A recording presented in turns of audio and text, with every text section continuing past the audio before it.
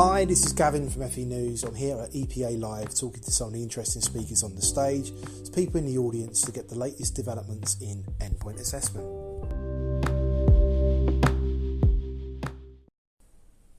So this is Gavin from FE News. I'm here at EPA Live and I'm here with Leonie Thompson, who's the EPA Manager at NOCN.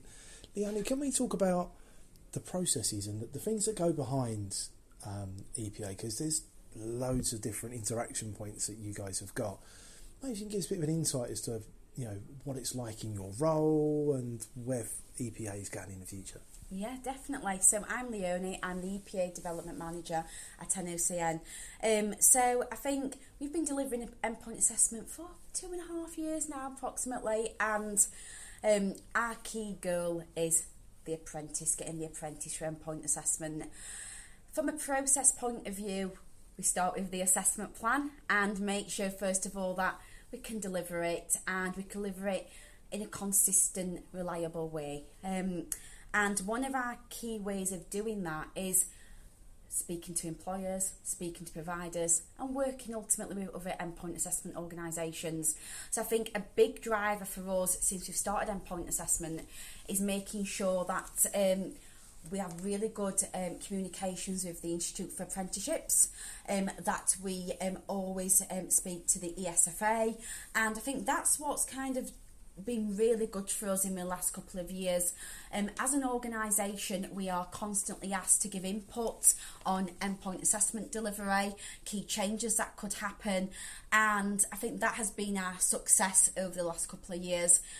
We always get involved with any workshops we can get involved with, and particularly working with the Institute, looking at how we can improve the quality of provision in endpoint assessment.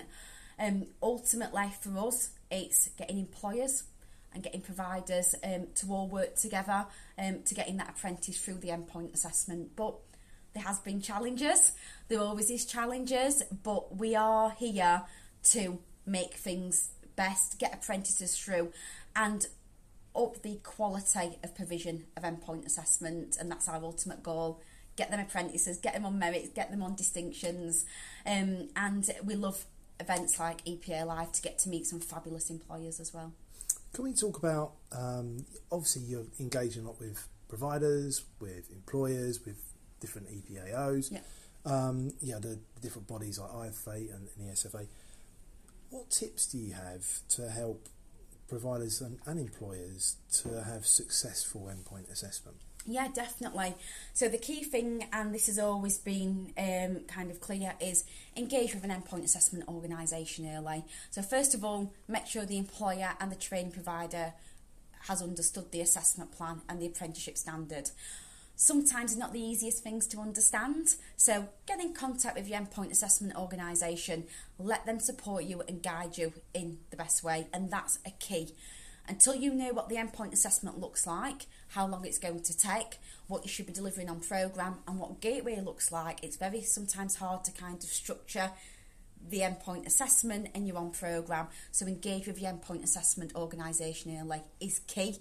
Any questions that you've got, you can go to them, and that is definitely what I would recommend for any employer and any provider to do.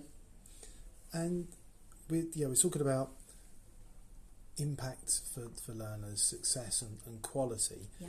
How can we give some advice to some people to make sure that there's a successful gateway outcome? Yes, definitely. Quality of provision, your teaching and learning is key. And not only looking if an apprenticeship standard has a qualification attached, how is that apprentice learning knowledge, skills and behaviours on programme? If you are teaching the apprentices in a group, and it might be an accounting qualification or a finance qualification or a joinery qualification, if you're teaching in a group, how have you individualised their learning? What is the impact? If you've done a teaching session, what is the impact? How's that impacted that apprentice? And it's all about looking at your apprentices and thinking, right, how could we achieve a distinction, stretching and challenge that apprentice throughout their own programme.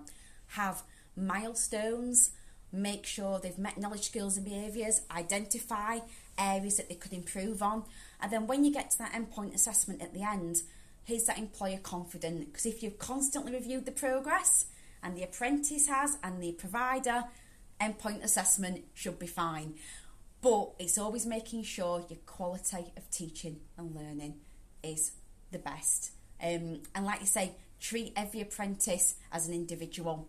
And if you've got an apprentice that you think it could get a distinction, or you're stretching and challenging on programme, and then that will come through in the endpoint assessment.